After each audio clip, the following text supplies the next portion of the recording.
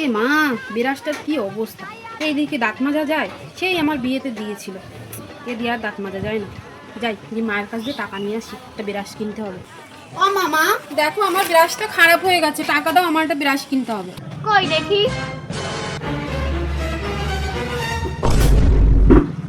যাও ঘর থেকে কাঁচিটা নিয়ে আসো।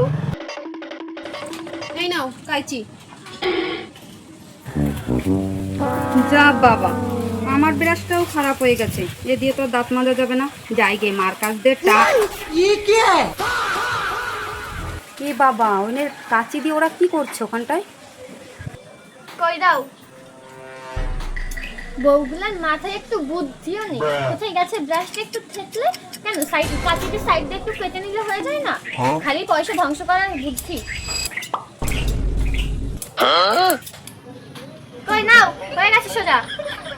খালি পয়সা ধ্বংস করার বুদ্ধি সবার। যাও ওখানে। কই রে দেখছো, সরো সরো, গরম লাগছে বাবা। কি করে?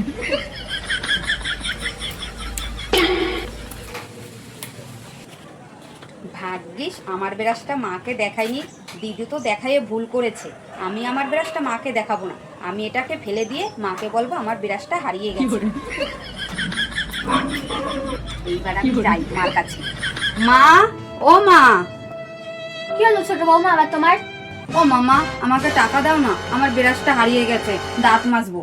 ও, তোমার ব্রাশ হারিয়ে গেছে? দাঁড়াও আমি আসছি কাকু।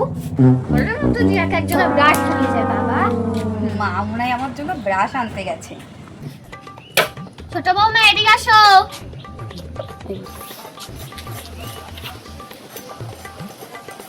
কি হয়েছে মা?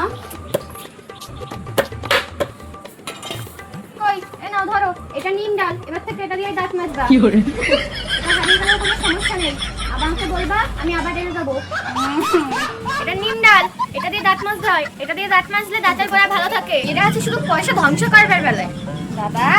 দিদি তো তাও ভালো, ভাঙা ব্রাশ দিয়ে দাঁত মাজতে পারছে, আর আমার এই যে নিম ডাল দিয়ে আমার এখন দাঁত মাজা লাগবে, খুব ভালো লাগে না। কপাল আমার, দুইখানা বৌমা হয়েছে, তার একটু কিচ্ছু বোঝে না, খালি টাকা নষ্ট করার বাহানা। এইদিকে টাকা নষ্ট, ওদিকে টাকা নষ্ট, ফাও ফাও টাকাগুলো নষ্ট করে। মামা, ছাতাটা কই গো? ছাতাটা একটু দাও তো, আমি বাপের বাড়ি যাব, বিকেলেই চলে আসবো। তুমি বাপের বাড়ি যাচ্ছ, যাও না, বিকেল বেলা কেন চলে আসবা? 2-5 দিন থেকে তারপরে আসো, কিন্তু ছাতা তুমি পাবা না। হ্যাঁ, ছাতা না পেলে আমি বাপের বাড়ি যাবো কি করে? এই যে ঘন ঘন বৃষ্টি আসছে, তাহলে ছাতাটা কিনছো কার জন্য? তোমার বাপের বাড়ি তো এখান থেকে এই পর্যন্ত আধা ঘন্টার পথ, তাতেও হেঁটে যেতে লাগে। আর তুমি যদি বৃষ্টি আসে তাহলে কোথাও এক জায়গায় দাঁড়িয়ে যাবা।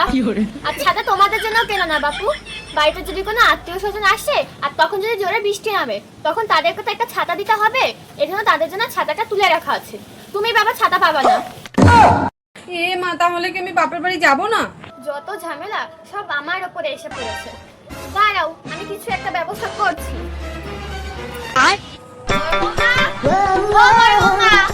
বাইরে এসো, দেখো তোমার জন্য ছাতা নিয়ে এসেছি। আমি এই নিয়ে বাপের বাড়ি যাব? আমি যাব না, আমি ওই নেব না। আমার বাপের জন্য আমি এরকম কিপটা শাশুড়ি দেখিনি। এই সমস্ত বৌমারা যে সমস্ত সংসার থাকবে, সেই সংসারে কোনোদিনও ভালো হবে না।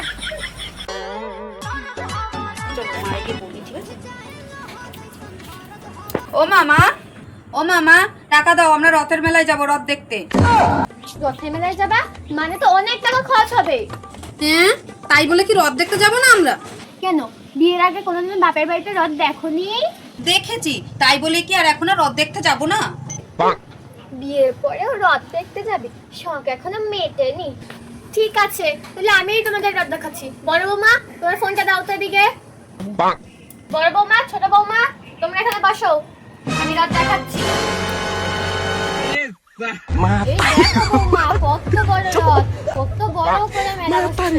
এই যে জগন্নাথ, মাঝখানে সুভদ্রা, তার পাশে বলরাম। দেখো দেখো দেখো, ভালো করে দেখো।